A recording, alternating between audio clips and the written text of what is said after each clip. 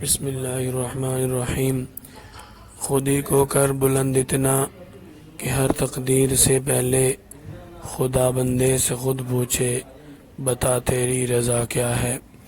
آپ حضرات نے دیکھا ہوگا سوشل میڈیا پر ایک ابھرنے والا نام، ایک کامیاب ترین شخص، اللہ تعالی نے اس شخص کو جس عظیم منصب سے نوازا، اللہ تعالی نے اس شخص کو جن عظیم فتوحات کے لیے قبول کیا، اس شخص کا سوشل میڈیا پر سب سے زیادہ گردش کرنے والا نام ارطغرل الغازی۔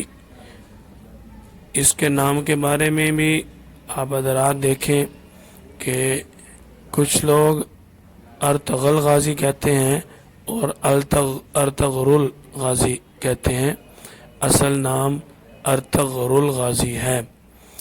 تو یہ ان کا تعلق خلافت عثمانیہ کے ساتھ ہے۔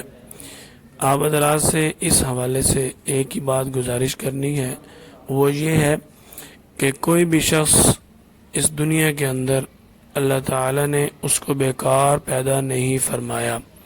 اس کا اللہ تعالی نے سورۃ المؤمنون کے آخر میں فرمایا، افحسبتم انما خلقناکم عبثا، اے میرے بندے تو کیا سمجھتا ہے، تو کیا گمان کرتا ہے کہ ہم نے تجھے فضول پیدا کیا ہے، وَأَنَّكُمْ إِلَيْنَا لَا تُرْجَعُونَ۔ اگر بندہ اپنے آپ کو فضول بھی سمجھ لے، اگر اپنے آپ کو بیکار بھی سمجھ لے، تو میرا اللہ فرماتا ہے بیکار زندگی گزارنے والے سن، تو نے لوٹ کر ہمارے پاس ہی آنا ہے۔ اپنے آپ کو ایک کامیاب ترین انسان بنائے۔ کسی بھی عظیم مجاہد کو دیکھنے سے پہلے، کسی بھی عظیم مجاہد کو سننے سے پہلے ہمارے دل کے اندر اسلام اور اسلامی فتوحات والے جذبات ہونے چاہیے۔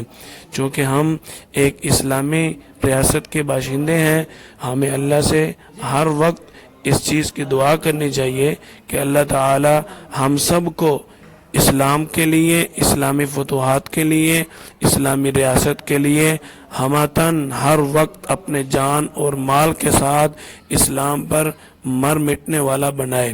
اسلام کے لیے مر جانا، اسلام کے لیے محنت کرنا، اسلام پر اپنی جان لگانا، اسلام پر اپنا مال لگانا، اس کے بارے میں اللہ تعالی نے سورۃ التوبہ کے آخر میں فرمایا، ان اللہ اشتری من المؤمنین انفسهم واموالهم بان لهم الجنہ، کہ اہل ایمان ہی وہ لوگ ہیں جو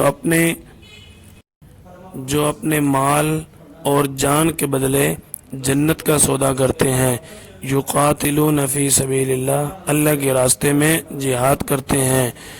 یقتلون و یقتلون، دشمن کو مارتے بھی ہیں، دشمن کو مارنے کے جذبات بھی رکھتے ہیں، اور خود میدان کے اندر جب اترتے ہیں تو مر مٹنے کا ارادہ بھی رکھتے ہیں۔ ہم ہر وقت اسلام کے لیے، اپنی اسلامی ریاست کے لیے مر مٹنے کے لیے تیار ہیں۔